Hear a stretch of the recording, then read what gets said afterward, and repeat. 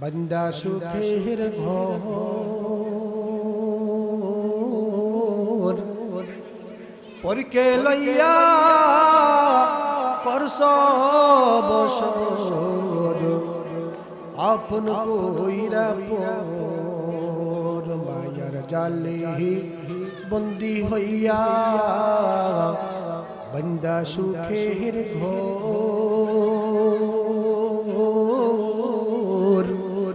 परके लइया करस बसर आपन कोहिरा पोर तुम्हार के बायापन अनंत काल रे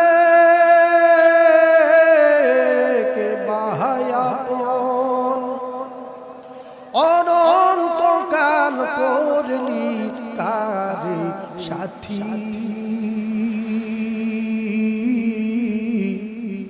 कार लागिया कंद दिवारात्रि मोहन कार लागिया कंद दिवारात्रि खाना खाय সেটাও হবে ইবাদত মুসলমান হাতে যাবে ইবাদত ঘাটে যাবে ইবাদত বাজারে যাবে ইবাদত মুসলমান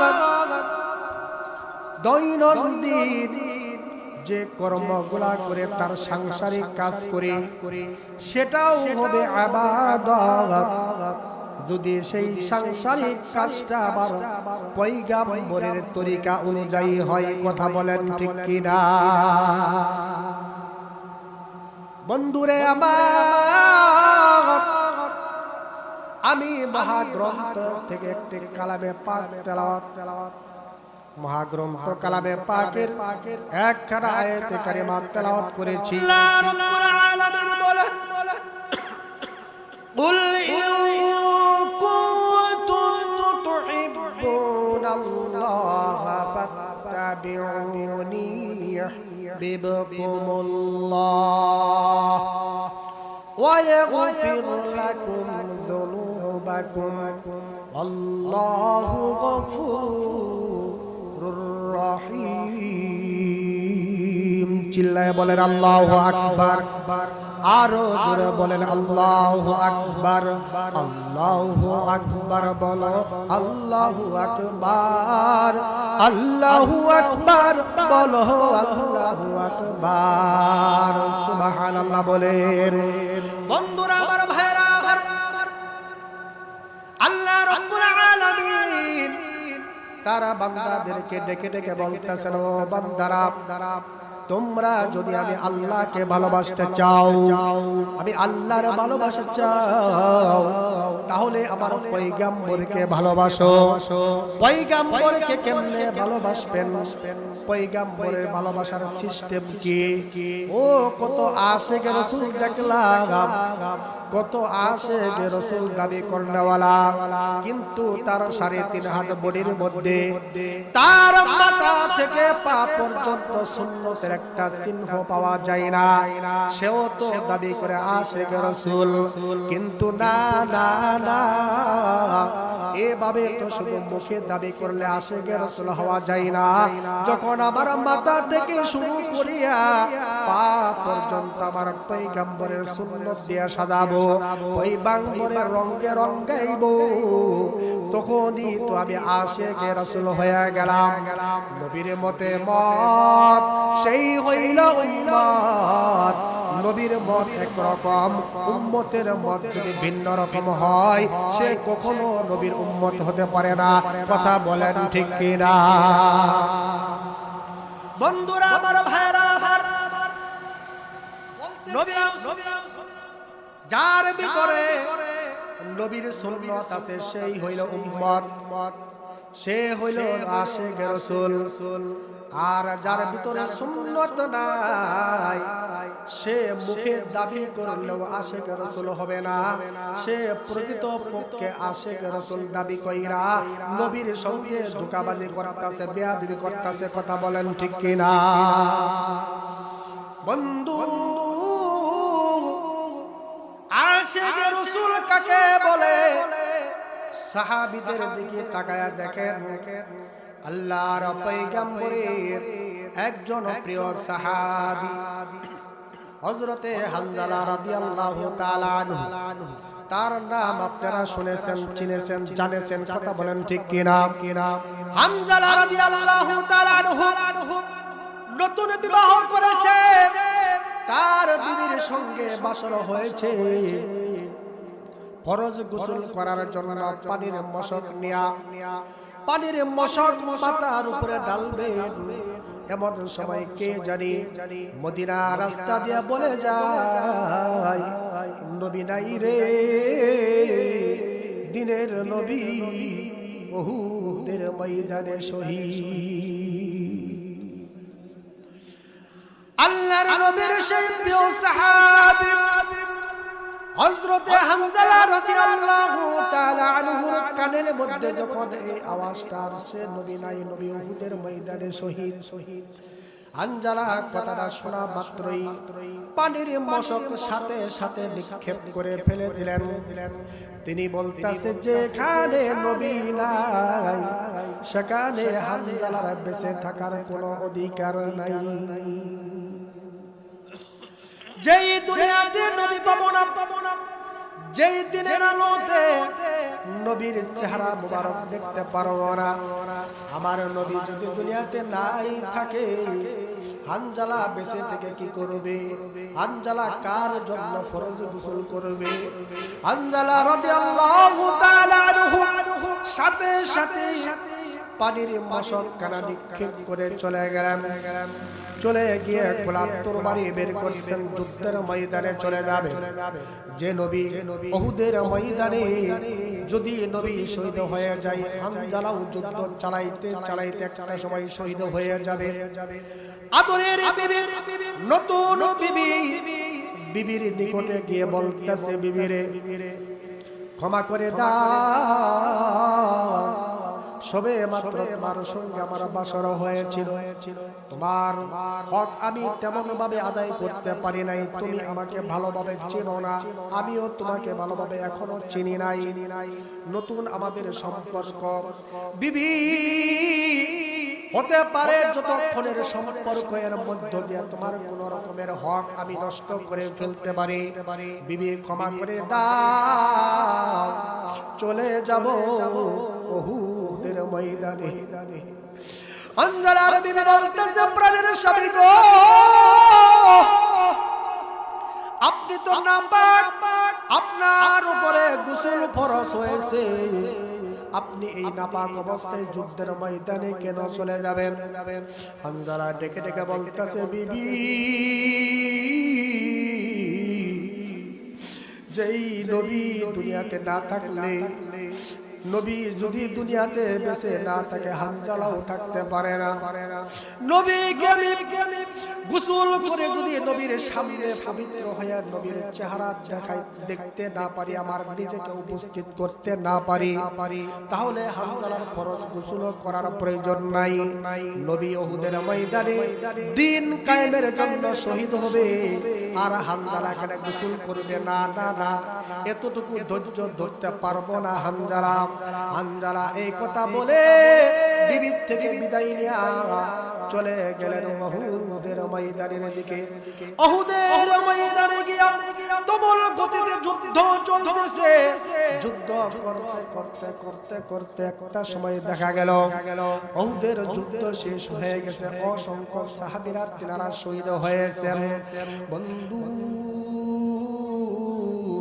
ওই যুদ্ধের ময়দানে তো নবীজির প্রিয় চাচা হযরতে আমির হামজা রাদিয়াল্লাহু তাআলা আনহুকে শাহাদাত বরণ করতে হয়েছে হযরতে আমির হামজার লাশটাকে ক্ষত বিক্ষত করা হয়েছে টুকরো করা হয়েছিল এবং কি তার বুকটা ফাইড়া কলিজা ভিতর থেকে বের করে নেয়সা নিষ্ঠুর কাফেররা হযরতে আমির হামজার কলিজাটা তারা চিবায়ে খেয়েছিল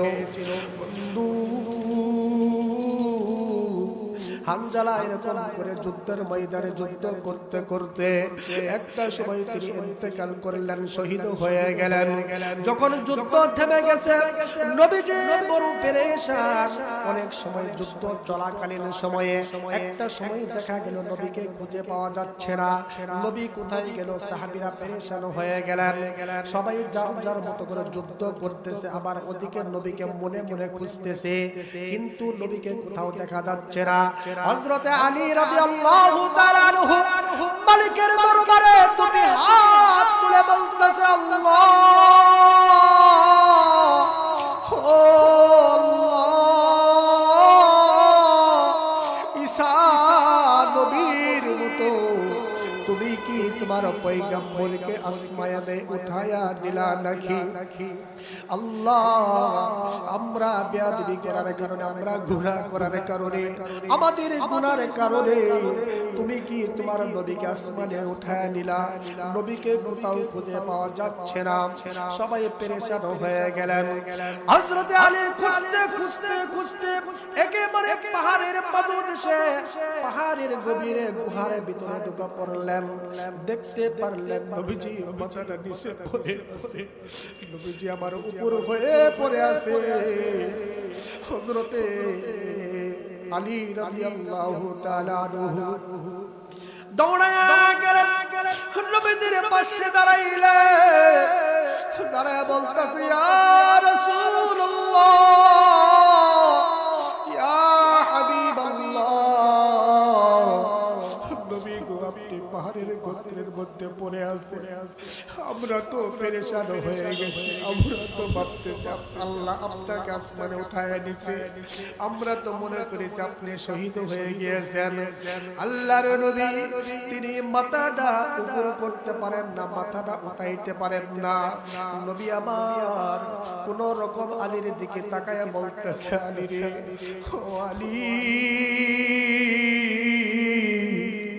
আমি তো তোকেই খুঁজতেছিলাম রে আলী, তুই এতক্ষণ কোথায় ছিলি? দেখ ও আলী, তাকায়া দেখ, আমার মাথায় লোহার হেলমেট ছিদ্র হয়ে মাথার ভিতরে তীর নিক্ষেপ হয়েছে, তীর বিদেশে। আলী, আমি তো তীরের ব্যথার যন্ত্রণা সহ্য করতে পারতেছি না, আমি জমিনে ঝুলে পড়েছি, পাহাড়ের পত্রের মধ্যে পড়ে আছি। আলী, আমাকে উঠা, ও আলী, আমাকে উঠা। হযরত আলী নবীজিকে সুন্দর করে ধরে আস্তে আস্তে উঠিয়ে পাহাড়ের উপরে নিয়ে আসলেন, পাহাড়ের গর্তের ভিতর থেকে তুলে নিয়ে আসলেন। নবীজির মাথা থেকে রক্তগুলা টকবক টকবক করে জমিনে পড়তেছে। নবীজির রক্তগুলা এরকম করে দাঁড়িয়ে বেয়ে বেয়ে রক্তগুলা জমিনে পড়তেছে, মাথায় লোহার হেলমেট। নবীজির মাথা থেকে তীরটা খোলা হবে, এই যে এমন টানা টানে তীরটা খুলে আসে না। এক সাহাবী তিনি কি করলেন? লোহার তীরটাকে কামড় দিয়ে ধরলেন, আরেকভাবে নবীজির মাথাটা ধরলেন, দাঁত দিয়া কামড় দিয়া তীরটা উঠাবেন, কিন্তু অনেক শক্তভাবে টানাটানি করতেছেন, তীরটা উঠতেছে না। সাহাবী মনে মনে ভাবতেছে, আমি যদি প্রথম কামড়ে তীরটাকে খুলে নিয়ে আসতে না পারি, দ্বিতীয়বার কামড় দিলে নবীজির কষ্ট বেশি হবে, এই জন্য প্রথম কামড়েই আমি তীরটাকে খুলে নিয়ে আসবো। সাহাবী খুব শক্তভাবে মজবুত করিয়া কামড় দিলেন। কামড় দিবার পরে তীরটা ছট করে খুলে আসলো, ঠিক সাথে সাথে ওই সাহাবীর মুখের দুইটা কাঁচা দাঁত ভেঙে গেল। কতটা মজবুত ভাবে তীর নিক্ষেপ হইলে তীর খুলতে গিয়া, কামড় দিয়া তীর খুলতে গিয়া মুখের দাঁত ভেঙে যায়, তাহলে চিন্তা করে দেখেন। সাহাবী সাথে সাথে নিজের মুখটাকে চেপে ধরে পিছনের দিকে পিছায়া গেলেন। নবী আমার তাকায় দেখলে নিশ্চয়ই সাহাবী ব্যথা পেয়েছে। নবীজি বলতেছেন, সাহাবী কি হইছে তো? সাহাবী বলতেছে না রে না, আমার দাঁত ভেঙে গেছে, এই কথা যদি আমি নবীর কাছে বলি তাহলে হয়তো নবী মনে কষ্ট পাবে। সাহাবী বললেন না হুজুর আমার কিচ্ছু হয় নাই। সাহাবী এই কথা বলে পিছায়া গেলেন। আরেক সাহাবী দৌড়ায় আসলেন, আসার পরে দেখেন নবীর শরীরে রক্ত মুবারক জমিনের মধ্যে মাটিতে পড়ে আছে। সাহাবী আর একটা মুহূর্ত দেরি করলেন না। সাহাবী মনে মনে ভাবতেছে আমার নবীর শরীরের পবিত্র রক্ত মুবারক জমিনের সঙ্গে পড়ে থাকবো, মাটিতে পড়ে থাকবো, এটা হতে পারে না। সাহাবী সাথে সাথে জিহ্বাটা বের করে নবীর শরীরে রক্ত মুবারক চেটে চেটে খেয়ে ফেললেন। চিল্লায়া বলেন না সুবহানাল্লাহ। বন্ধুরা আমার, ভাইরা আমার, একেই তো বলে আশেকে রাসূল। আশেকে রাসূল কাকে বলে বুঝে নাও, ও নবীর উম্মতেরা বুঝে নাও আশেকে রাসূল কেমনে করে হতে হয়। নবী আমার তাকায়া তাকায়া দেখলেন সাহাবী মাটি থেকে রক্তগুলা জিহ্বা বের করে চেটে চেটে পান করে ফেললেন। নবী বলতেছে ও সাহাবী, তুমি তোমার নবীর রক্ত পান করলা, তোমার দুজকের আগুন হারাম কইরা নিলা। যদিও মানুষের রক্ত খাওয়া যায় নাই, কিন্তু এখানে তো ভালোবাসার কথা বলা হয়েছে, নবীর প্রেমের কথা বলা হয়েছে। আশিক হবার কারণে তার জন্য এটা সম্ভব ছিল রে বাবা। ও বন্ধু, এবার চিন্তা কইরা দেখেন নবীজি এমন সময়ে সাহাবীদের কাঁধে ভর করিয়া করিয়া তিনি একটা জায়গার মধ্যে উঁচা জায়গাতে বসলেন। বসার পরে বলতেছে ও সাহাবীরা, দেখো তো আজকে এই উহুদের ময়দানে আমার কোন কোন সাহাবী শহীদ হয়েছে, তাদের লাশগুলা নিয়ে আসো। তাদের লাশগুলা বিনা গোসলে কবর দেয়া হবে। যারা আল্লাহর রাস্তায় আল্লাহর দ্বীন কায়েমের জন্য শাহাদাত বরণ করে তাদেরকে বিনা গোসলে কবর দেওয়া হয়। কারণ হলো আল্লাহর দ্বীন কায়েমের জন্য যারা জীবন দেয় এরা কখনো নাপাক হতে পারে না, এরা সাথে সাথে পবিত্র হয়ে যায়। চিল্লায়া বলেন না সুবহানাল্লাহ।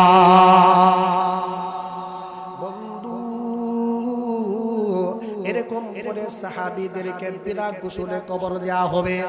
সাহাবীদেরকে লাশগুলো তারা জমা করতেছে একটা জায়গার মধ্যে, এখন তাদের জন্য জানাজা পড়াইয়া কবরে দাফন করা হবে। এমন সময় দেখা গেল একজন মহিলা পাগলের বেশে দৌড়ায় আসতেছে।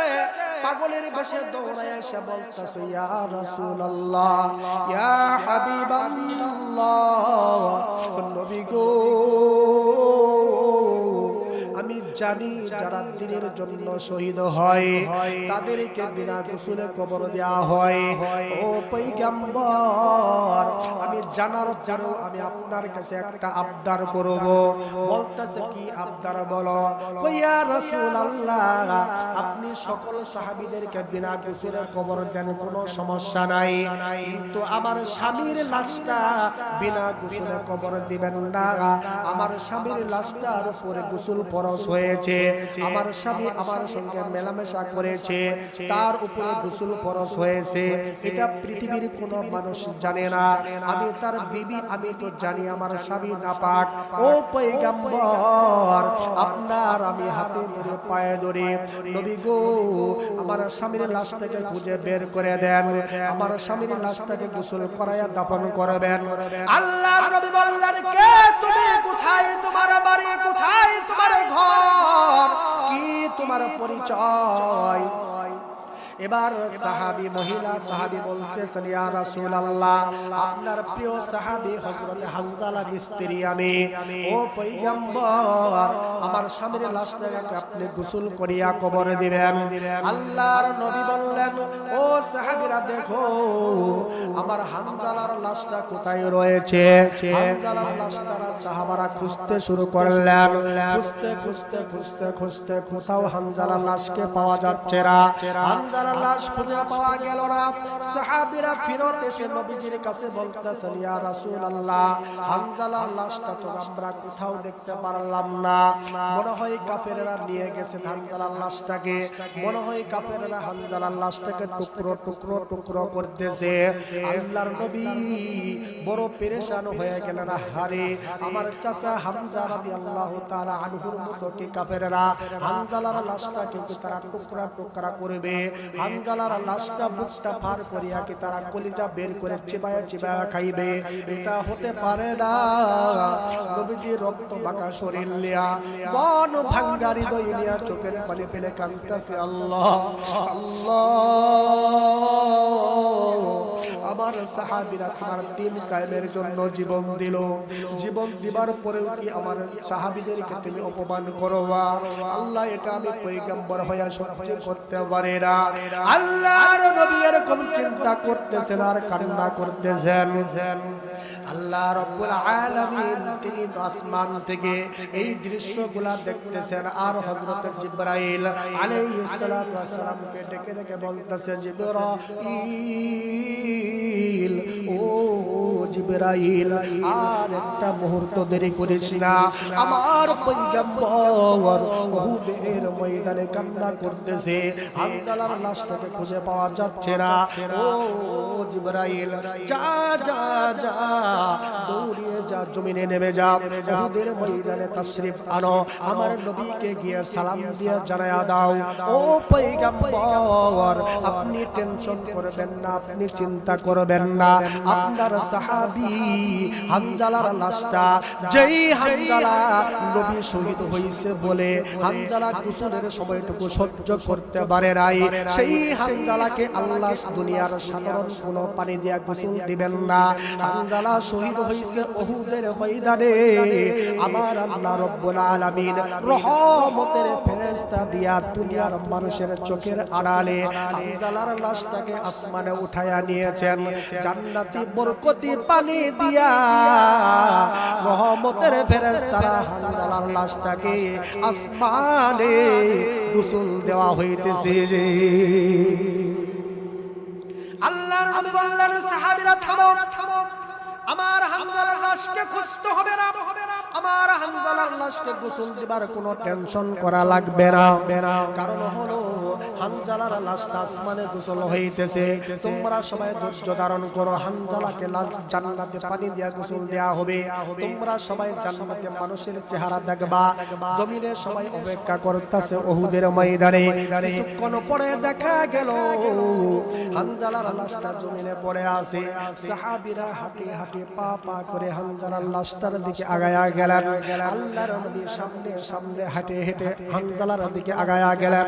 হামজালার কাছে আগায়া গিয়া দেখতে পারলেন হামজালার শরীরের মাথার চুলগুলো ছিল লম্বা, বাবড়ি রেখে দিয়েছিলেন, তার চুল বেবে টপ টপ করে জান্নাতি বরকতময় পানিগুলা জমিনের মধ্যে উহুদের ময়দানে পড়তেছে। আল্লাহর নবীর সাহাবীরা হামজালার মাথা স্পর্শ করতেছেন, আর জান্নাতি বরকতি পানিগুলা নিজের হাতে লাগায়া নিয়া গালে, মুখে, কপালে, নিজের শরীরে এরকম করে মাসেহ করতেছেন। চিল্লায়া বলেন না সুবহানাল্লাহ। আকাশের মতো মোর হৃদয়টা করে দাও, জমিনের মতো তুমি ধৈর্য দিয়ে দাও। বলেন সবাই, সবাই। আকাশের মতো মোর হৃদয়টা করে দাও, জমিনের মতো তুমি ধৈর্য দিয়ে দাও। সয়ে যেতে পারি যেন সব দুঃখ, মেনে নিতে পারি যেন সব কষ্ট, এমন হৃদয় তুমি আমাকে দাও। আকাশের মতো মোর হৃদয়টা করে দাও, জমিনের মতো তুমি ধৈর্য দিয়ে দাও।